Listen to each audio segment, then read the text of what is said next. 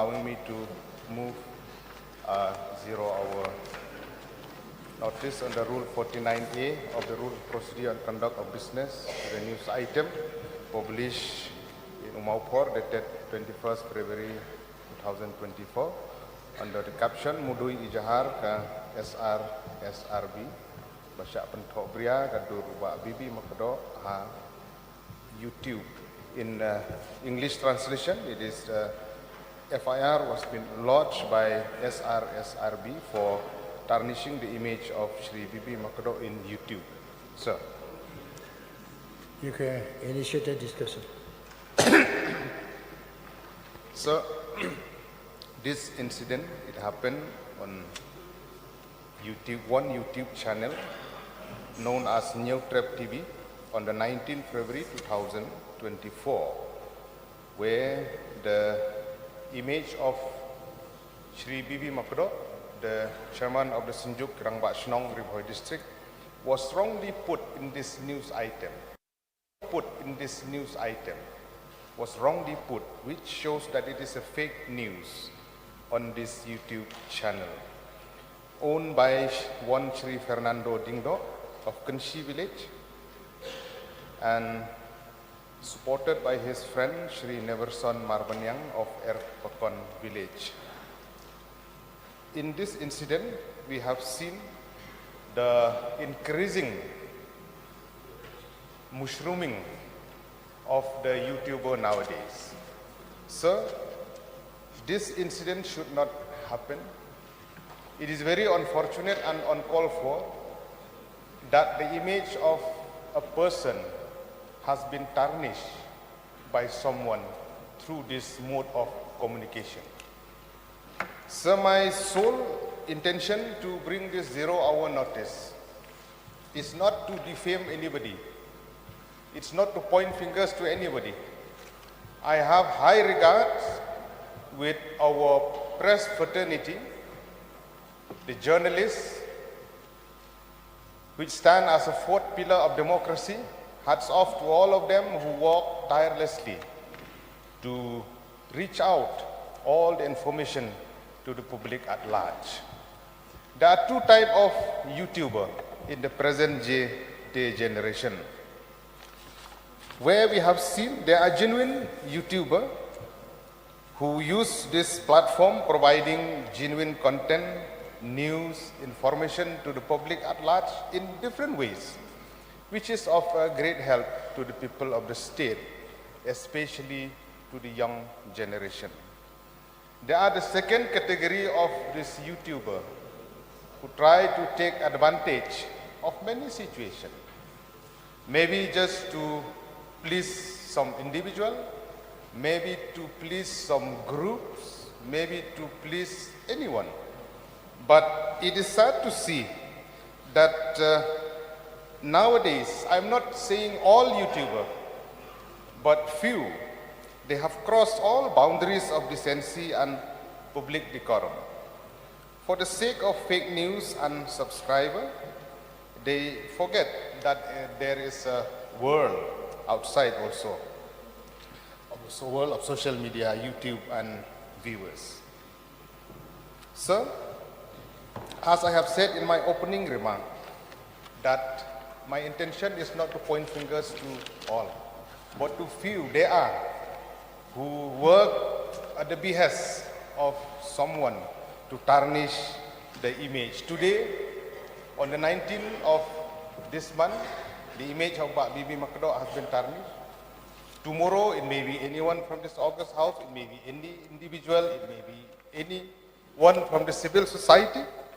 So, this sharp increase of YouTuber in our state with wrong intention, I will say this again, YouTuber with wrong intention, the government has to do something, because we have seen in the villages, innocent women, they tend to believe what came out in the mobile, in social media and YouTube, sir.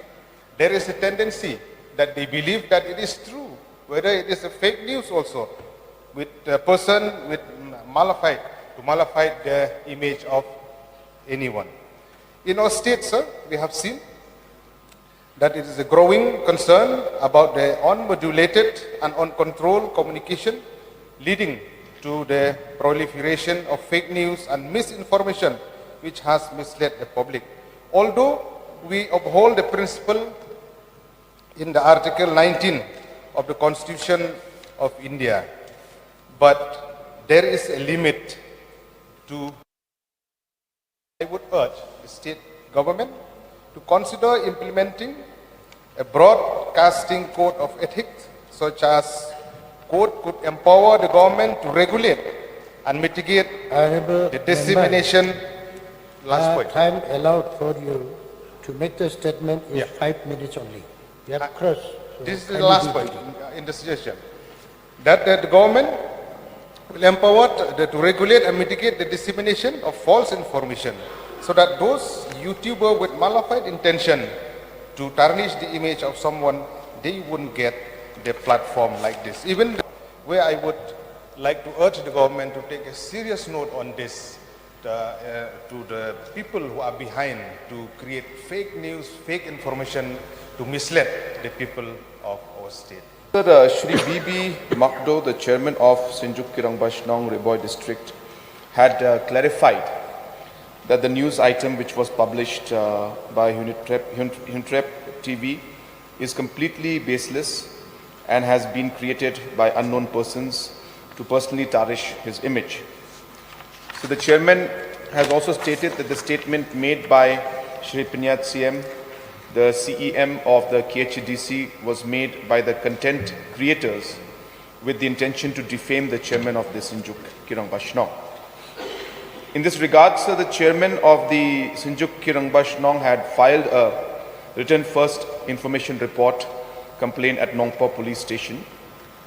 And as the information provided in the FIR pertains to defamation, which is a non-cognizable offense under the IPC, a non-cognizable report has been registered and forwarded to the Honorable Court for taking cognizance as per relevant provisions of law.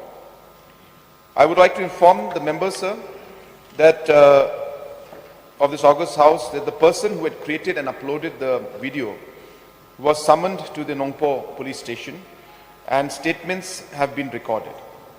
Facts and circumstances relating to the video upload on YouTube have also been ascertained and the video has been deleted, removed from YouTube portal.